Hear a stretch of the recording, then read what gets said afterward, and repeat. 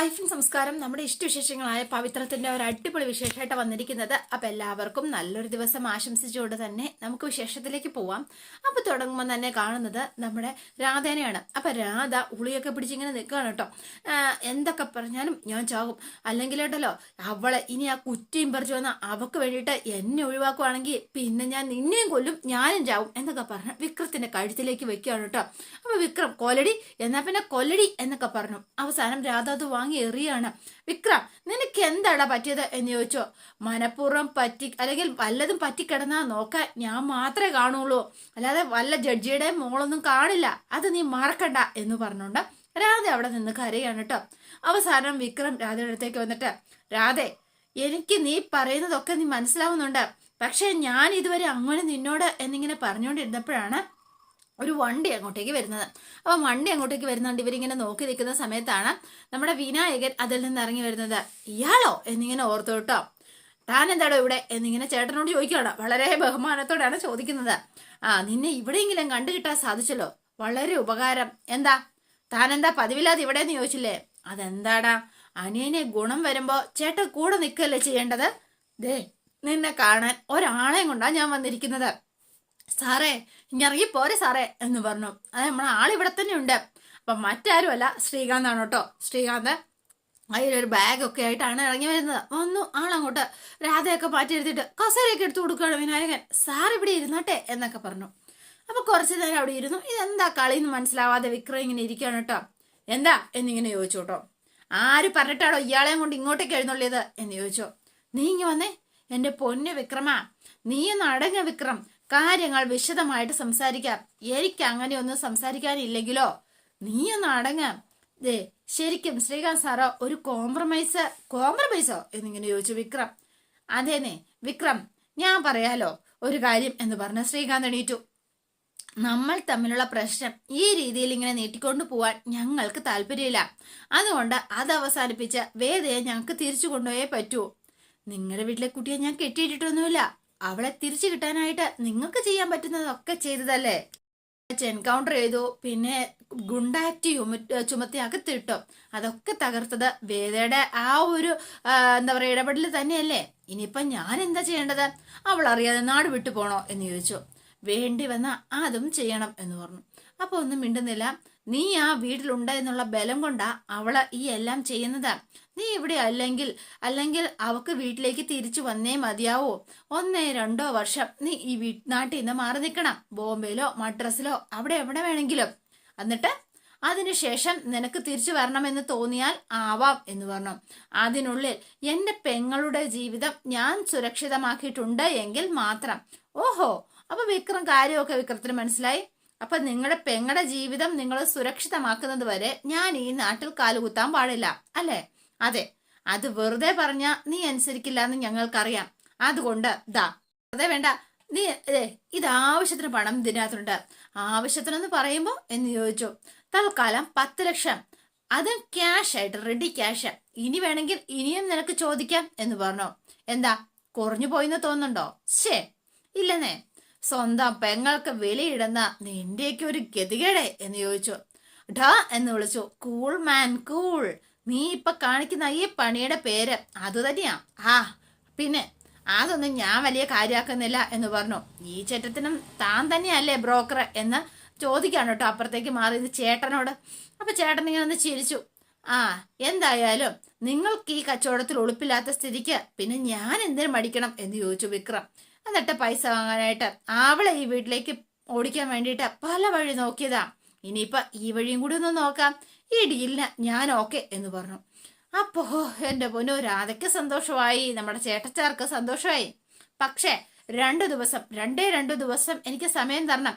കാര്യങ്ങളൊക്കെ അറേഞ്ച് ചെയ്യാൻ സമയം വേണം. ശരി, സമ്മതം. എന്നാ ഞാൻ ഇറങ്ങട്ടെ. വിനായക എന്ന് വിളിച്ചു. ഞാനും വരുന്നു സാർ എന്ന് പറഞ്ഞോണ്ട് വേഗം പൈസ വിക്രം വാങ്ങി. എന്നിട്ട് ശ്രീകാന്ത് അങ്ങോട്ടേക്ക് പോയി കേട്ടോ. അപ്പൊ നമ്മുടെ വിക്രമാദിത്യൻ എന്ന് പറയുന്നത് പോലെ തന്നെ അതുപോലെ ഒരു നാരദനാണ് നമ്മുടെ ചേട്ടൻ. അപ്പൊ പറയാണ് കേട്ടോ, അതെ കമ്മീഷൻ ഒരു 5% വേണം കേട്ടോ. ചേട്ടൻ പിടിച്ചു പറിച്ചു എന്നൊന്നും പറഞ്ഞേക്കരുത് കേട്ടോ എന്ന് പറഞ്ഞു. സാറേ പോവല്ലേ എന്ന് പറഞ്ഞോണ്ട് വിനായകനെയും കൂട്ടിക്കൊണ്ട് ശ്രീകാന്ത് അങ്ങ് പോവാണ് കേട്ടോ. അപ്പൊ രാധ കണ്ടില്ലേ, ദൈവം എന്റെ കൂടെ ഉണ്ടെന്ന് പറയുന്നത് ശരിയല്ലേ രാജേട്ടാ? അതെന്താ? വിക്രമേട്ടൻ ആ വീട്ടിൽ നിന്ന് മാറി താമസിച്ചാലേ കാര്യങ്ങൾ ശരിയാവൂന്ന് ഞാൻ പറഞ്ഞതല്ലേ? ദാ അതിനുള്ള വഴി ദേ ഇപ്പൊ മുന്നിൽ വരെ തെളിഞ്ഞില്ലേ? എങ്ങനെയുണ്ട്? ആ ഏതായാലും മോനെ, നിന്നെ ഒറ്റയ്ക്ക് അന്യനാട്ടിൽ പോയി അടിച്ചു പൊളിക്കാന്നൊന്നും വിചാരിക്കണ്ട. പെട്ടി നോക്കി ഞാനും കാണും. ഈ പൈസ വാങ്ങിയിട്ട് ഈ പൈസ ഞാൻ വാങ്ങാൻ തീരുമാനിച്ചതിൽ തെറ്റൊന്നുമില്ലല്ലോ രാജേട്ടാ. നീ ഇപ്പൊ ചെയ്തുകൊണ്ടിരിക്കുന്നതൊന്നും ദൈവത്തിന് നിരക്കുന്നല്ലോ വിക്രമ. ആ കണക്കിന് കൂട്ടിയാൽ ഇതിലും വലിയ തെറ്റ് കാണില്ല എന്ന് പറഞ്ഞു. അപ്പൊ വിക്രം ഒന്ന് ചിരിച്ചു കേട്ടോ. പിന്നെ നമ്മൾ കാണുന്നത് ശ്രീജേടത്തിനെയും അമ്മീനെയും നന്ദിനി അല്ല നമ്മുടെ വേദനയാണ്. വെറുതെ ഇരുന്നു മണത്തു. ഞാൻ ചെയ്തോട്ടെ ശ്രീജേടത്തി? അതൊന്നും വേണ്ട മോളെ. അച്ഛന്റെ തുണികൾ വേറെ ആരും ഇളക്കുന്നത് അച്ഛൻ ഇഷ്ടമല്ല, അമ്മ മാത്രമേ ചെയ്യൂ. ആയിക്കോട്ടെ, എന്നാലും ശ്രീജേടത്തി ചെയ്യുന്നത് പോലെ മറ്റുള്ള തുണി നനച്ചെടുക്കാമല്ലോ. അത് വേണ്ട വേദേ. ഒന്നെങ്കിൽ അവനവൻ സ്വയം, അല്ലെങ്കിൽ അവരുടെ ഭാര്യമാര്. അതാണ് അച്ഛന്റെ തീരുമാനം. തിരിച്ച് ഭർത്താക്കന്മാരെ ഭാര്യമാരുടെ തുണി അലക്കിയാലോ? അത് അച്ഛൻ സമ്മതിക്കുമോ? അപ്പൊ ഇത് കേട്ടോണ്ടാണ് നമ്മുടെ നന്ദിനി അങ്ങോട്ടേക്ക് വരുന്നത്. ആഹാ, അപ്പൊ കുട്ടിയുടെ വീട്ടില് അമ്മയുടെ തുണിയൊക്കെ അച്ഛനാണ് ഇളക്കുന്നത് എന്ന് ചോദിച്ചു. നന്ദിനി എന്താ? അല്ലമ്മേ, ഞാൻ ചോദിച്ചതേ ഇതൊക്കെ പറയാൻ എളുപ്പമാ. എന്നാലും ഇതൊക്കെ പറയുകയും പ്രസംഗിക്കുകയും ഒക്കെ ചെയ്യുന്ന വീട്ടിലും ഈ ജോലിയൊക്കെ പെണ്ണുങ്ങൾ തന്നെയാ ചെയ്യുന്നത്. അല്ല, നിങ്ങളുടെ വീട്ടിൽ പിന്നെ വേലക്കാരുണ്ടാവുമല്ലോ. അതാവുമ്പോ ഇട്ട വസ്ത്രം ഊരി അറിഞ്ഞ് കളഞ്ഞാൽ മതിയല്ലോ അല്ലേ? ആര് പറഞ്ഞു? അവിടെയും എന്റെ വസ്ത്രങ്ങൾ ഞാൻ തന്നെ അലക്കുന്നത്. വാഷിംഗ് മെഷീനിലായിരിക്കാം. അത് പിന്നെ ഉള്ള സൗകര്യം ആരെങ്കിലും വേണ്ടെന്ന് വെക്കുമോ എന്റെ നന്ദിനി എന്ന് ചോദിച്ചു അമ്മ. അല്ലമ്മേ, അയ്യോ വേദയെ വിഷമിപ്പിക്കാൻ വേണ്ടിയിട്ടൊന്നും പറഞ്ഞതല്ലട്ടോമ്മേ എന്ന് പറഞ്ഞു. ആര് പറഞ്ഞു എനിക്ക് വിഷമമുണ്ടെന്ന് എന്ന് ചോദിച്ചു. അപ്പൊ വേഗം തന്നെ വേദ അതിനകത്തുനിന്ന് ഒരു തുണിഞ്ഞെടുത്തു. ഇത് നന്ദിനി എടുത്തിട്ട് ചുരിദാറല്ലേ എന്ന് ചോദിച്ചു. അമ്മയും ശ്രീജേടത്തിയും അലക്കാൻ എടുത്തപ്പോ നന്ദിനി ഏടത്തിയുടെയും വിനയേട്ടന്റെയും മാറ്റി വെച്ചോ? ഇല്ലല്ലോ. അല്ല, അത് പിന്നെ ഞങ്ങൾ അങ്ങനെ വേർതിരിവൊന്നും കാണിക്കാറില്ല അല്ലേ അമ്മേ? എന്ന് പറഞ്ഞു. അപ്പൊ അതാണ് കാര്യം. എന്റെ വീട്ടിലും ഞങ്ങൾ അങ്ങനൊക്കെ തന്നെയാ, ഒരു വേർതിരിവും കാണിക്കാറില്ല എന്ന് പറഞ്ഞു. അമ്മ മാറി നിൽക്കാൻ, ഞാനും ശ്രീജേടത്തിയും കൂടി ചെയ്തോളാം. അയ്യോ അതൊന്നും വേണ്ട മോളെ, സാരമില്ലെന്റെ അമ്മേ. ഇനി അഥവാ അച്ഛൻ വന്നാ ഞാൻ വിക്രമന്റെ തുണികൾ അലക്കുന്നതെന്ന് ഞാൻ പറഞ്ഞാ പോരെ? അതിനുള്ള അവകാശം എനിക്കുണ്ടല്ലോ. അമ്മ മാറിക്കോ എന്ന് പറഞ്ഞു. നിന്റെ അവകാശമൊക്കെ ഞാൻ തീർത്തു തരാം എന്ന് നന്ദിനി ഇങ്ങനെ പറയാണ്. ഏട്ടത്തി എന്തെങ്കിലും പറഞ്ഞോ എന്ന് ചോദിച്ചു വേദ. ഞാനും കൂടിയാലോ എന്ന് വിചാരിച്ചതാ. അതിനിപ്പോ എന്താ വിചാരിക്കാൻ? അങ്ങ് കൂടിയാ പോരെ? അതാവാം, പക്ഷെ ഇതിപ്പോ തീരാറായില്ലേ? ഇന്നത്തേക്ക് അങ്ങനെ പോട്ടെ, നാളെ തൊട്ട് ഞാൻ തോടാം. ഇനി മുതല് നമ്മൾ 3 മക്കളോട് അങ്ങ് ചെയ്യാം. അമ്മ ഇത്തിരി റെസ്റ്റ് എടുക്കട്ടെ അല്ലേ അമ്മേ? മുമ്പ് വേദയ്ക്ക് എന്തെങ്കിലും വിഷമം എന്നോടുണ്ടെങ്കിൽ അതങ്ങ് അവസാനിപ്പിക്കണം. എനിക്ക് എന്ത് വിഷമം എന്ന് ചോദിച്ചു.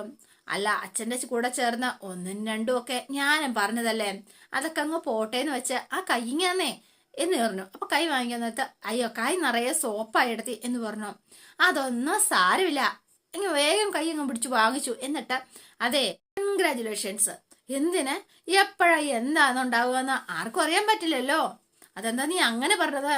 അല്ല, എനിക്ക് വേദയോടുള്ള ആറ്റിറ്റ്യൂഡ് മാറിയില്ലേ? എന്നാ വേദയോടുള്ള ആറ്റിറ്റ്യൂഡ് എല്ലാവരുടെയും എപ്പോഴാ മാറുന്നതെന്ന് പറയാൻ പറ്റില്ലല്ലോ. എന്നാ ശരി എന്ന് പറഞ്ഞ ഒരാക്കി വർത്തമാനം പറഞ്ഞിട്ട് നന്ദിനി അങ്ങ് പോയി. ആ പറഞ്ഞതിൽ എന്തോ ഒരു കാര്യം ഉണ്ടല്ലോ എന്ന് വേദയ്ക്കൊരു സംശയം. എന്തോ ഒരു പ്രശ്നം മണക്കുന്നുണ്ട്. പിന്നെ കാണുന്നത് ദീപ്തിനെയാണ്. വർഷയുണ്ട് കേട്ടോ. അപ്പൊ ഫോൺ വിളിച്ചുകൊണ്ടിരിക്കുകയാണ് ദീപ്തി. അപ്പൊ ദീപ്തി ഞാൻ വിളിച്ചുകൊണ്ടിരുന്നപ്പോഴത്തേനും കിട്ടുന്നില്ലേ എന്ന് ചോദിച്ചപ്പോ കണക്ട് ചെയ്യുന്നില്ല എന്ന് പറഞ്ഞു. അപ്പം വേഗം തന്നെ നമ്മുടെ പത്മവും മുത്തശ്ശിയും കൂടി അങ്ങോട്ടേക്ക് വരികയാണ് കേട്ടോ. വന്നിട്ട് എന്താ രണ്ടുപേരും നല്ല ടെൻഷനിലാണല്ലോ, എന്താ കാര്യം എന്നിങ്ങനെ ചോദിക്കുകയാണ്. അപ്പത്തേനും അതെ ശ്രീയേട്ടൻ നല്ലൊരു കാര്യത്തിന് വേണ്ടിയിട്ട് പോയിരിക്കുക, അത് നടന്നോ എന്ന് അറിയാൻ വേണ്ടിയിട്ടാ നമ്മുടെ ദീപ്തി വിളിച്ചത് എന്ന് പറഞ്ഞു.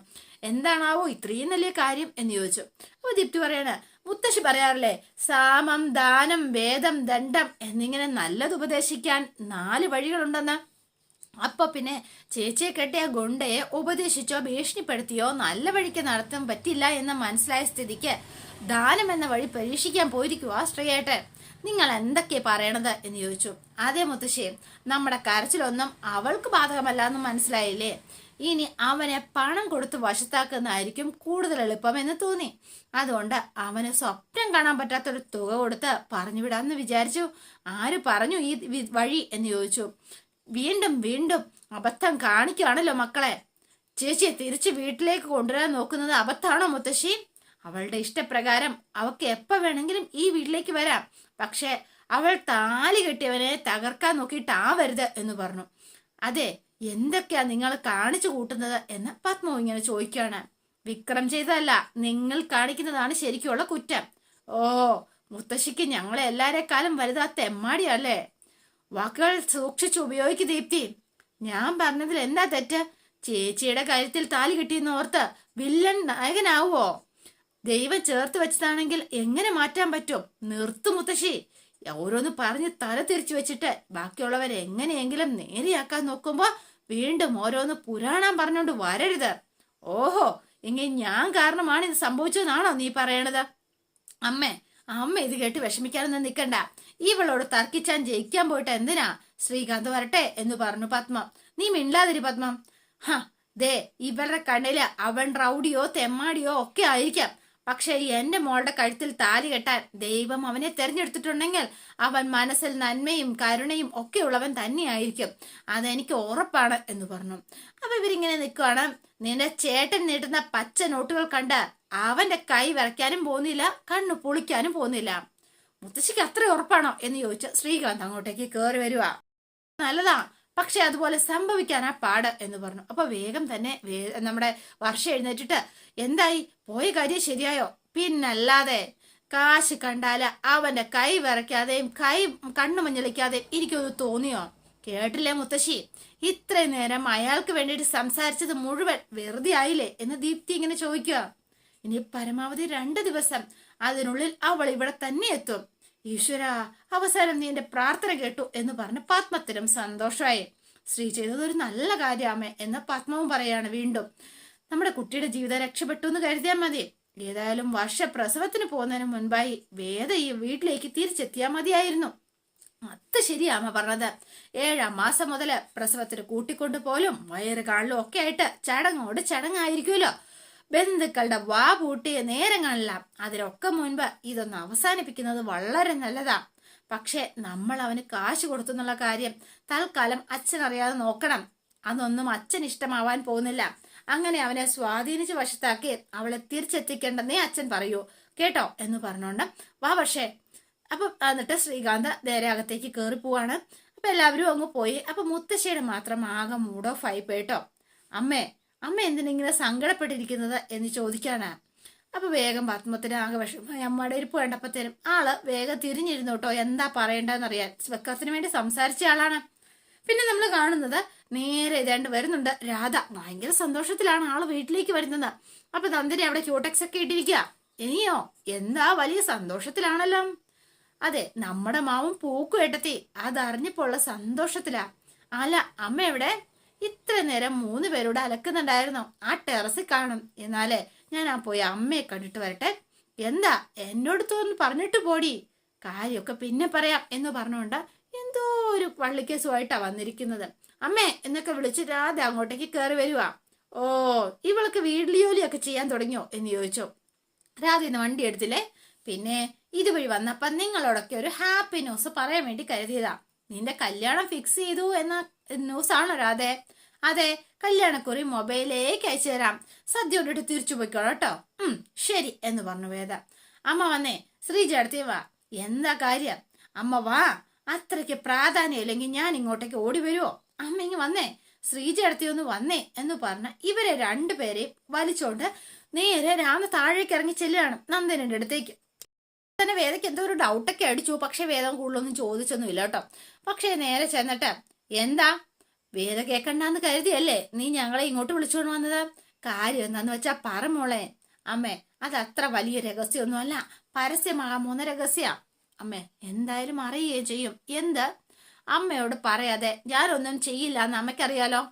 അതുകൊണ്ട് വിക്രമേട്ടൻ ഈ വീട്ടിൽ നിന്നും നാട് വിട്ടു പോകുമ്പോ ഞാനും കൂടെ പോയാലോ എന്ന് ആലോചിക്കാം. വിക്രം നാട് വിട്ടു പോകുന്നോ? അതിന് അമ്മയുടെ അനുവാദം വേണം. നീ എന്തൊക്കെ പിച്ചും പറയണത്? പുള്ളിക്കാരൻ അറിഞ്ഞോണ്ട് എന്റെ കൂടെ കൂട്ടില്ല.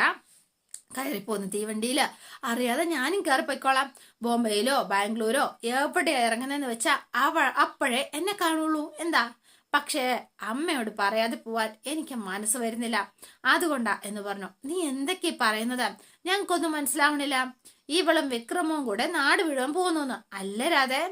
എന്ന് വെച്ചാ അവസാനം അത് അങ്ങനായി വരണം എന്ന് പറഞ്ഞു. ഭ്രാന്ത് പറയാതെ, അവരെങ്ങോട്ട് പോകുന്നുണ്ടെങ്കിലും കൂടെ പോകാനുള്ള ആള് ഇവിടെയുണ്ട്, അറിയാലോ എന്ന് ചോദിച്ചു. അയ്യോ അമ്മേ, അധികം ദിവസമൊന്നും അവളിവിടെ കാണില്ല, ഏറെ പോയ 2 ദിവസം. ആദ്യ വിക്രം തന്നെ അവളെ ഇവിടുന്ന് പറഞ്ഞു വിട്ടോളും. വിക്രമേട്ടൻ അതിനുള്ള കാശ് വരെ വാങ്ങി കരാർ ഉറപ്പിക്കുന്നത് കണ്ടിട്ടാ ഞാൻ ഇങ്ങോട്ടേക്ക് വന്നത്. നീ എന്തായി പറയുന്നത് എന്ന് ചോദിച്ചു. അപ്പൊ ഞെട്ടിപ്പോയി എല്ലാവരും. എനിക്ക് മനസ്സിലായില്ല. നടന്ന കാര്യങ്ങൾ മുഴുവൻ ഇവള് വന്ന് വീട്ടിൽ വന്ന് പറയാണ് കേട്ടോ. ഇത് കേട്ടിട്ട് നീ എന്താ പറഞ്ഞത്? വേദി ഈ വീട്ടിന് തിരിച്ചയക്കുന്നതിന് വിക്രം പൈസ വാങ്ങിന്നോ? ഇല്ല, ഒരിക്കലും ഇല്ല. എന്റെ മകൻ അത്രയ്ക്ക് വൃത്തികെട്ടവനല്ല എന്ന് പറഞ്ഞു. രാധേ, തമാശക്കൊരു അതിരുണ്ട് കേട്ടോ എന്ന് പറഞ്ഞു ശ്രീജ. വീട്ടിൽ വന്ന് കയറി ഇങ്ങനെ നുണ പറയരുത്. ഞാൻ പറയുന്നത് സത്യ ശ്രീജയടുത്തി. ഇന്നേ നേരിൽ കണ്ട കാര്യമില്ലേ അവള് വന്ന് പറയണത്? നിങ്ങൾ രണ്ടുപേരും കള്ളവാന്ന് വാശി പിടിക്കുന്നത് എന്തിനാ എന്ന് ചോദിച്ചു നന്ദിനി. അല്ലെങ്കിലും വിക്രമേട്ടൻ സ്നേഹിച്ച് കല്യാണം കഴിച്ചൊന്നും അല്ലല്ലോ. ഇവിടുന്ന് പോവാൻ തയ്യാറായെന്ന് പറഞ്ഞ് ഇപ്പൊ ആശി പിടിച്ച് നിൽക്കുന്ന അവളെ കൊണ്ടുപോവാൻ അവരുടെ വീട്ടുകാര്യത്തിന് പണം കൊടുത്തു. അത് വിക്രമേട്ടൻ വാങ്ങിക്കുകയും ചെയ്തു. അതിലിപ്പോ എന്താ ഇത്ര തെറ്റ് എന്ന് ചോദിച്ചു. അപ്പോഴേക്ക് ഇത് കേട്ടപ്പോഴത്തേനും ദേഷ്യം വന്നു കേട്ടോ ശരിക്കും കമലയ്ക്കും ശ്രീജിക്കും. അവരോട് സമ്മതിച്ച അനുസരിച്ച് വിക്രമേട്ടൻ നാട് വിട്ടു പോണം. ഒറ്റയ്ക്ക് വിടാനേ എന്റെ മനസ്സ് സമ്മതിക്കില്ല. എവിടെയാണെങ്കിലും കൂട്ടിക്കൊണ്ട് പോവില്ല എന്നറിയാവുന്നതുകൊണ്ട് ഞാൻ അറിയാതെ ഒപ്പം പോകാന്ന് കരുതിയേക്കുക. അമ്മയോടൊന്ന് പറഞ്ഞിട്ട് പോവാന്ന് കരുതി എന്ന് മാത്രം. പറഞ്ഞില്ലെങ്കിൽ അമ്മ വിചാരിക്കില്ലേ രാധ എന്ത് പണിയാ കാണിച്ചത്, എന്നോട് ഒരു വാക്കെങ്കിലും അവൾക്ക് പറയായിരുന്നില്ലേ എന്നൊക്കെ. അപ്പൊ വേദന ഓർത്ത് അമ്മയ്ക്ക് ആകെ ടെൻഷൻ. വേദന ഭയങ്കര ഇഷ്ടമാണ് നമ്മുടെ കമലയ്ക്ക്. പിന്നെ നമ്മൾ കാണുന്ന മുത്തശ്ശിനെയാണ്. മുത്തശ്ശി ആകെ സങ്കടപ്പെട്ട് ഭഗവാന്റെ മുന്നിൽ നിന്ന് കരഞ്ഞു പ്രാർത്ഥിക്കുകയാണ്. അപ്പൊ പത്മം വന്നിട്ട് അമ്മേ, എന്താ അമ്മേ പതിവില്ലാതെ ഈ സമയത്ത് ഇവിടെ എന്ന് ചോദിച്ചു. ഇവിടെ അല്ലാതെ ഞാൻ എവിടെ ചെന്നാ എന്റെ സങ്കടങ്ങളൊക്കെ പറയ പത്മേ. അമ്മ എന്തിനിങ്ങനെ ആലോചിച്ചു കൂട്ടുന്നത്?